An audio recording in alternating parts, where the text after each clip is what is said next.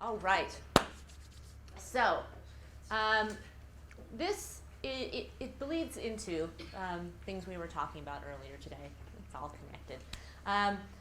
But so this portion of the seminar, it's this idea of taking a mindful approach to behavior modification. And I'll explain what I mean by that.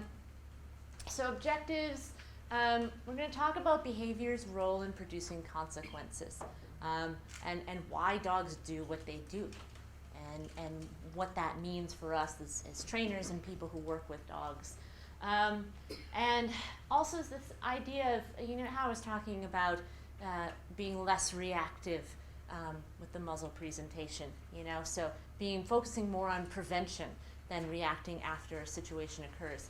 So we're going to talk about this idea of being less reactive and more responsive, meaning being proactive and preventive to try and prevent behavior problems from occurring, as opposed to waiting for them to crop up and then having to react to that. Developing training plans that set dogs up for success, and reinforcing more and punishing less. And I'll talk more about that. But this idea of really setting dogs up for success and setting up training scenarios so we're really rewarding dogs a lot, and that we're having a conversation with dogs and setting them up for success. Thinking operantly, and this dog loves to think operantly, as you can see. So what do I mean by that? So when behavior is operationalized, that's a big word, it's described in detail so that anybody could recognize when it was or wasn't occurring and what the behavior was.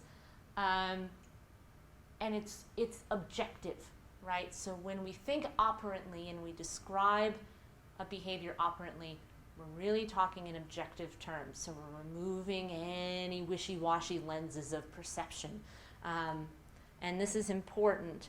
And this is a wonderful quote that probably a lot of you have seen already. Susan Friedman is another wonderful trainer. And it's this idea that behavior just doesn't randomly happen. It's not this thing that maybe it happens, maybe it doesn't. So behavior evolved to produce consequences. That's why we behave, that's why dogs behave, to make consequences happen.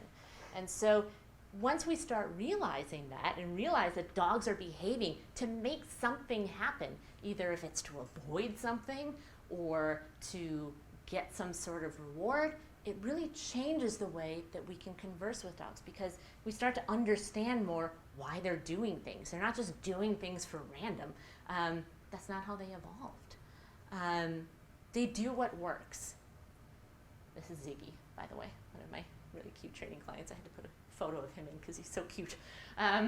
So dogs have wants, and they will act in order to satisfy them, okay? And so they're very opportunistic, in a sense. They do what works. They don't work for free. They want a paycheck, and they want a paycheck often, and they want to be motivated. They need to be motivated, just like us, really. I mean, it's really similar. They have wants, and they will do what works in order to get those needs. Let's leave it. Okay, so we'll do Lana. This will be a nice way to wrap up. Lana, love this dog. She is one of the most fearful dogs that I have ever worked with.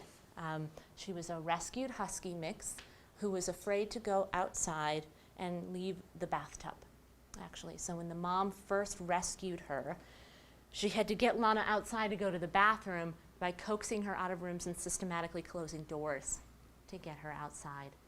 Really fearful and really shut down. Also didn't offer any behaviors. And it was environmental stress.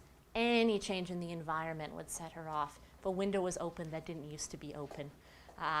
If piece of paper fell off a table back in the bathtub, right? So really severe fear. And so this is evolving over a couple years of working on and off with this dog, and the parents are great, and they've been doing a lot. So we needed to get Lana doing stuff, and we needed to get her to get some behaviors in her repertoire. because she didn't offer any behaviors. So we had to get a toolbox. We had to have her learn that her behavior can produce really good consequences. And this is a simple concept, but for very fearful dogs that are really shut down, it's very profound. And it's very beautiful when you see a dog realize, oh, I can make really good stuff happen. And for Lana, she didn't realize this really. Everything was scary. Everything was dangerous. And she was very much in protection mode where she didn't want to do much. She didn't trust the environment that much. She didn't want to offer really anything. She just kind of wanted to stay close and safe. And we also wanted to use games because I figured out that there was a little playful dog inside Lana, and it would come out in little spurts when she would feel safe. And that she loved games and little tricks. It's almost that kind of activated a little bit of a playful side in her. So we wanted to capitalize on that.